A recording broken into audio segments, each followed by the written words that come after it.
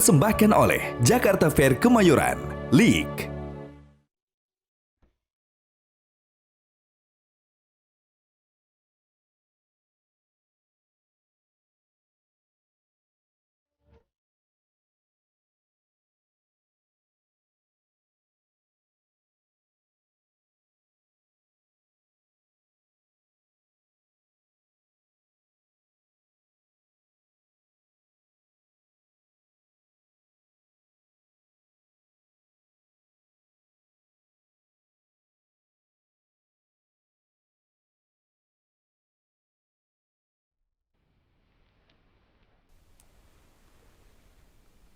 탐계 독지 샥지르수 총 연짐도 늦제본점바 서지 룸보답을 지비고 샥지 잘베샴라 차살로 다자 기 템바 냠메 투베완비 샵제돌 맘메발라 고르 랍드드데 고숨 그바쳔비 찬살싱 잡수 치오 다자 케 발덴 라마 리다 찡쿠르잔주 찹다 가진 총반메베 때르첨분 조케 샵제돌 맘메발라 고 랍드드데 고숨 그바쳔베 찬살싱 잡수 치오 다도 셈진 탐지지 주 진질라버 제도 솔 발든 자벨라마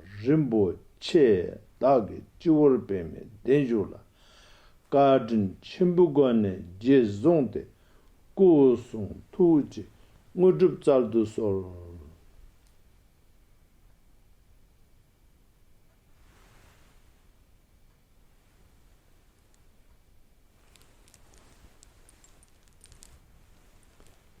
Greetings to all the Holy Sangha and followers of Lord Buddha in Indonesia. Today is a very important day for everyone on this earth who follow the Lord Buddha Shakyamuni. We call ourselves Buddhist, follower of Buddha Dharma. Today is 2567th Vaisak day. On this day, I received a request letter from Indonesia by Buddhist organization, and this letter I received from Chair Lady Dara Hartati Murdaya, and the request is to, first of all, elaborate on the teaching of Buddha, but because of the time, make it brief as possible. Subject is how to gain happiness in Buddhism through Four Noble Truths. As we all know, Lord Buddha's first teaching after enlightenment in Bodh Gaya, India, his first teaching is taught in Varanasi or Saranath. These days, what we call it. And there he gave the first teaching known as first wheel of Dharma. turning the wheel of Dharma. Now, the content of this teaching is Four Noble Truths. Of course, the Buddhist canon, such as Kanjur, or in Theravada Tripitaka, entire Praktimoksha or Vinaya, that teaching is given. And the essence of that is Four Noble Truths. The truth of suffering, truth of cause of suffering, truth of cessation of suffering, and truth of path to that cessation or that peace. If we overcome all the cause and conditions of suffering, then that is peace. That is liberation, isn't it? Yes.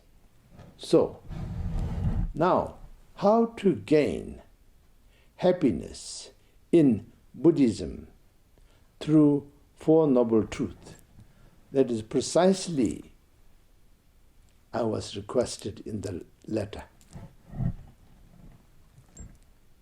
Actually, happiness by definition is in several levels. The happiness which is most common in the general public's mind and perception is joy, free of grievances, free of shortcomings. And then little deeper than that, the peace of mind. And deeper than that is absolute freedom and liberation with no limitation whatsoever. And we will not go into this part of the subject today because you all know we will only experience first and realize and then become this. And that's what we call arhathood. So that is way above our reach right now for the mass, for the general public, for the grassroots level. Out of you, of course, some of you will reach arhathood if you practice as the Lord Buddha's teaching wholeheartedly for 15 to 20 years. That is how much it took for the most of the time in Buddhist history for some ordinary person like us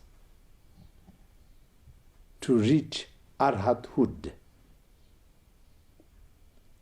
But then another level of happiness I will talk about.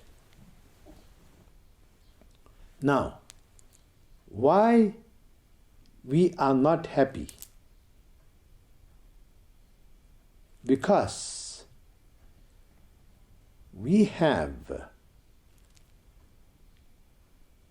enormous amount of greed,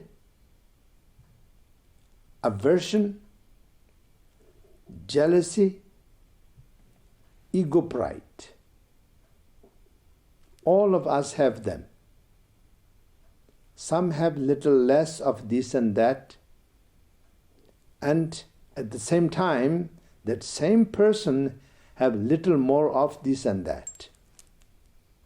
For example, somebody have less greed but more aversion, and some of us have less ego pride but have more jealousy, etc. These things are causing us, people around us, and society at general, suffering. And suffering is not happiness, isn't it? Okay.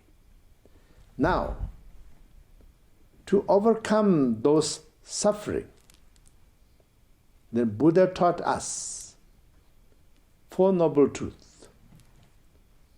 First of all, we all have to know, as part of the First Noble Truth, the truth of suffering, Buddha is not saying some kind of joy, happiness, pleasure we all experience here and there, they are suffering. No. But they are involved directly with suffering. How? There's nothing permanent. Today, you become so happy because you achieve something, you get something, you receive something, you accomplish something. Then, tomorrow, it is not the same. Then, one way or another, somebody, somewhere will be not so happy about your achievement. So therefore, jealousy.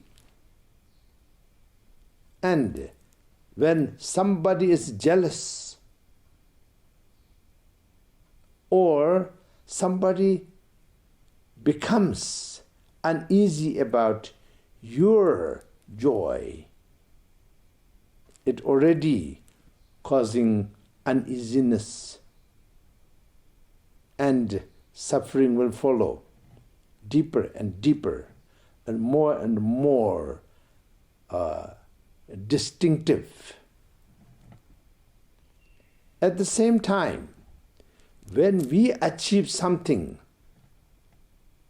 so successfully, and we are so happy about it, that's wonderful, that's good, of course. We all should be happy. But then, more than once, not always, not necessarily, but more than once, we become proud of it. There's two kinds of pride, if I make it simple. One is, oh, I am able to do this for the benefit of all these people, for the society, for others. Then that is a good kind of pride. But another kind of pride, to make it simple, I am better than them. I got it done. Nobody able to do that. So this kind of pride is ego pride, not positive pride, ego pride. And this ego pride will let you down, because when we have ego pride, then we are not the same person before our success. Because of our success, we have developed ego, pride, instead of just joyful, grateful pride, but ego pride. And this ego pride is the source of suffering for us when we are doing well. So when Lord Buddha taught about truth of suffering, these are the particulars that are detailed in his teaching. It is so many volumes, so I'm just highlighting few. And now, your subject, how to gain happiness through Four Noble Truths as a Buddhist. Okay. Now, we know everything is impermanent truly in our heart, and then we pursue, of course, everything that is our duty. Duty to the family, duty to the society, duty to ourselves, our health, our well-being, our education, and duty to others, elders, our parents, and society, and children, for everyone. When we pursue all of this, knowing nothing is permanent, then we will be very mindful, very aware. And with mindfulness and awareness, whatever we pursue will have good outcome. And we will not having this misgiving that anything or everything is permanent, because of not permanent. They are not permanent. Yes. And then definition of suffering we should also know.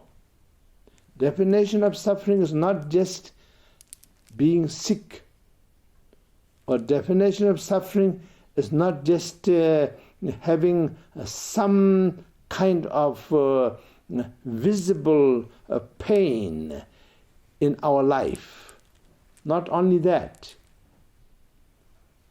but definition of suffering is when we have nothing, we are suffering because we have nothing to eat, we have nowhere to sleep. And then when we have something to eat, somewhere to sleep, then that suffering is over, but another suffering starts. That is, we want better food, better place. And if we achieve that, that's wonderful, but it doesn't stop there. We look around and we see neighbors. They have better places and better foods and better things around them. Then we pursue that. What we already got, what we already achieved, we somehow don't see it. It becomes almost invisible to our eyes. Eyes of the greed. Yes. And then after that, there is not just the food, the house, not only those things, but the name, the fame, the great fortune. The fortunes have so many levels, we all know. Millionaires, billionaires, trillionaires, etc., etc. So we can have wish and we can have this wanting to be all of that. And that will not happen just sitting there and dreaming. We all have to work for it. And on the way of working for it, sometimes smooth, sometimes not. When it is not smooth, we suffer. When it is smooth, that means others who are pursuing it, they are suffering. Because everyone wanting the same thing, and then somebody doing better and somebody doing worse, means someone's effort is one way or another, forgive me, I am wrong, I hope I'm wrong, but somebody achieves something faster, easier than others who are pursuing for the same thing, is stepping on the toes of those who does not achieve with the same speed and same success. It is.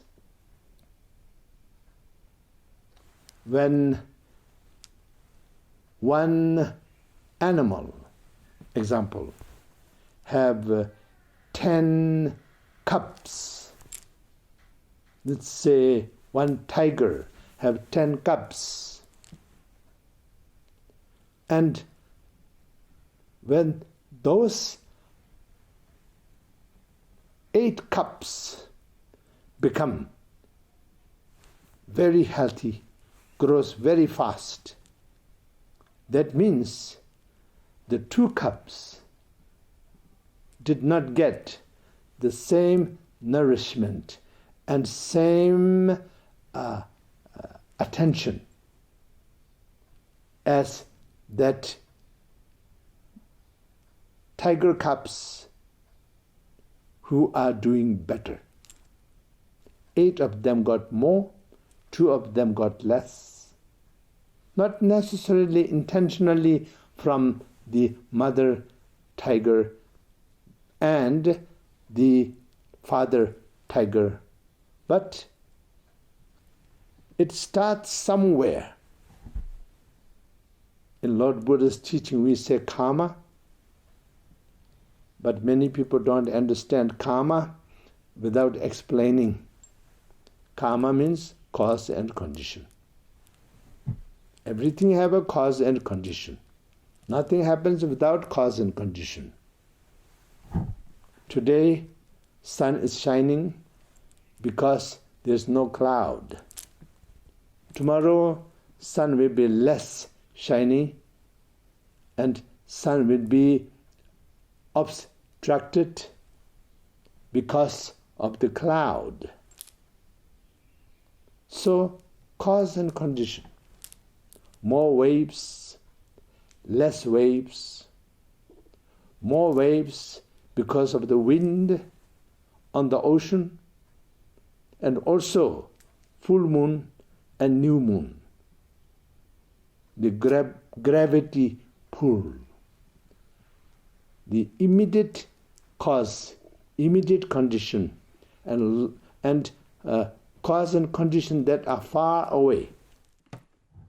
Now, seeing these things, understanding these things in a very simple manner, then you can see how Lord Buddha's teaching of Four Noble Truths can help us gain happiness. Always know the emptiness. And emptiness as not nothing, but everything is impermanent. And on top of that, be less selfish as possible. And have more respect, concern, care, compassion to others as possible. And then one can overcome the cause and conditions of suffering, then one will have happiness. Immediate cause and condition of suffering, then you will have immediate happiness. Long-term cause and conditions of suffering, then you will have long-term happiness, joy, happiness, and lasting longer. And in order to achieve that, then you have to do things which makes us happy, which makes others happy. We have to avoid and we have to cut down on those thoughts, those words, those actions that causes suffering to us and suffering to others. That way, certain level of happiness we can achieve through practice of Four Noble Truths in that basic level. The highest level is Arhat. Arhat is free of all the defilement, greed, aversion, jealousy, pride, then of course free of ignorance, and follow all the path which is taught by Lord Buddha Shakyamuni. He taught for lay people, laymen and lay women, and he taught the practices for Sangha, monks and nuns, bhikshus and bhikshunis.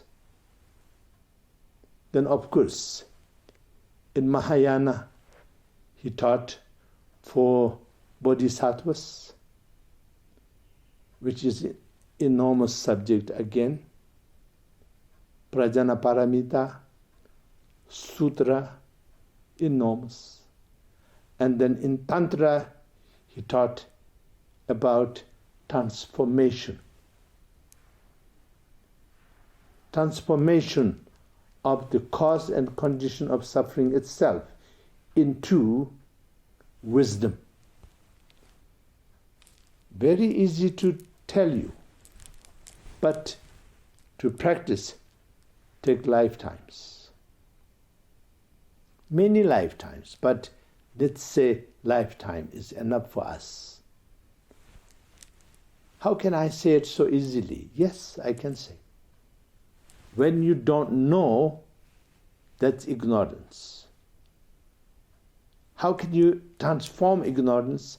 By knowing.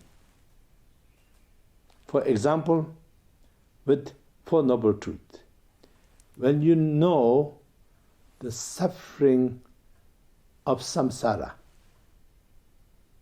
and everything is impermanent, when you know that, then not knowing makes you think everything is permanent, and samsara is very attractive and very desirable. That is transformed. We are all not monks and nuns. I am. But 8 billion people on this earth are not monks and nuns. They don't even know or heard the name of Buddha. But they all should be happy. And they all should know everything is impermanent.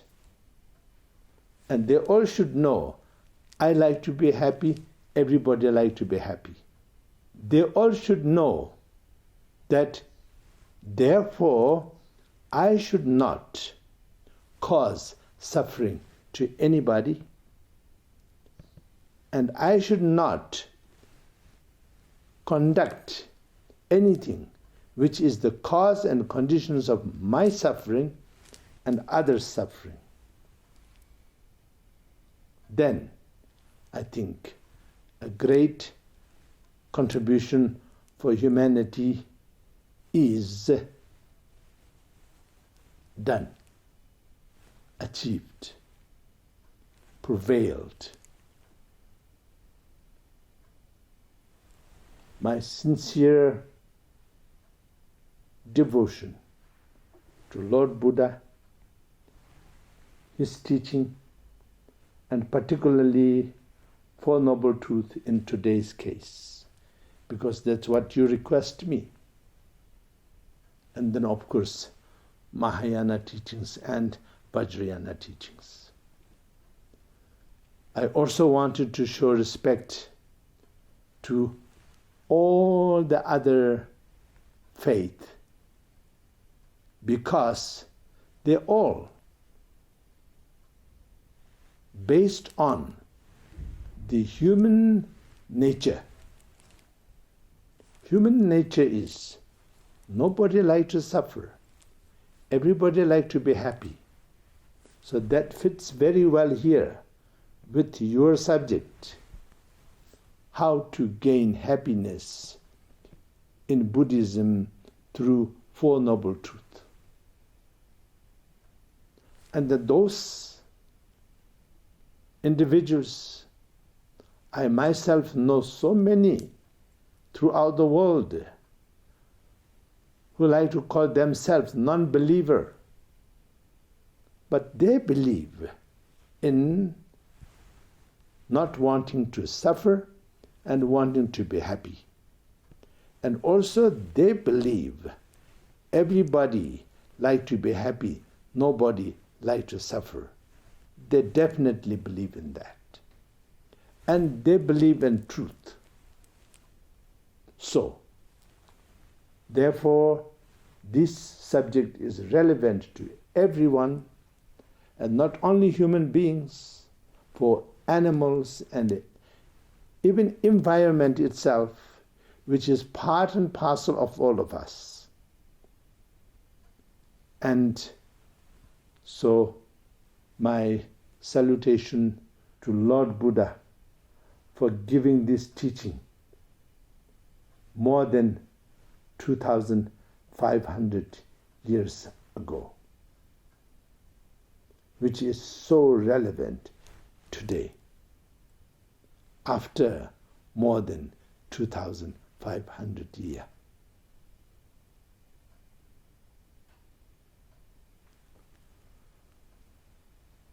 May all sentient beings be free from suffering and causes and conditions of suffering. May they all be in peace and happiness. May there be peace, harmony on earth.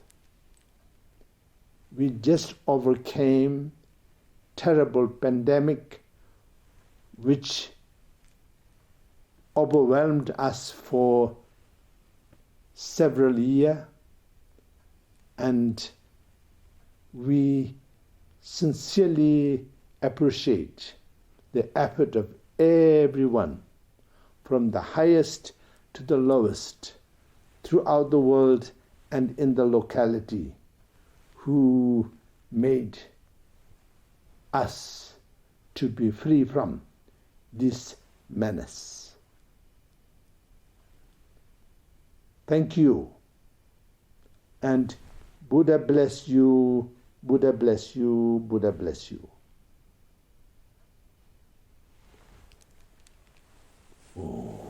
Sanamdi tamje zigbani tabne nibe danam pamjene jegananji balap tubayi siben solen drowa drowa rishu.